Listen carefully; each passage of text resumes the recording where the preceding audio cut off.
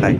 అవన్నీ చెప్తే కన్ఫ్యూజ్ అయ్యే అవకాశం ఉంది. కాబట్టి ఈ వీడియోలో మనం మరీ టెక్నికల్గా వెళ్లకుండా చిన్నపిల్లల నుండి పెద్దవాళ్ళ వరకు అందరికీ అర్థమయ్యేలా సింపుల్గా చెప్పుకుందాం.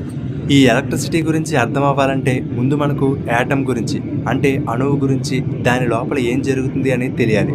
మనకు తెలుసు, ఈ యాటమ్స్ అనేవి మన కంటికి కూడా కనిపించినంత చిన్నగా ఉంటాయి. ఈ యాటమ్ని ఇంకా లోతుగా పరిశీలిస్తే ఈ యాటమ్ యొక్క సెంటర్ని న్యూక్లియస్ అని అంటారు. ఈ న్యూక్లియస్లో ప్రోటాన్స్ అండ్ న్యూట్రాన్స్ అనే పార్టికల్స్ ఉంటాయి. ఈ ప్రోటాన్స్ ఒకటి లేదా అంతకన్నా ఎక్కువగా ఉంటాయి.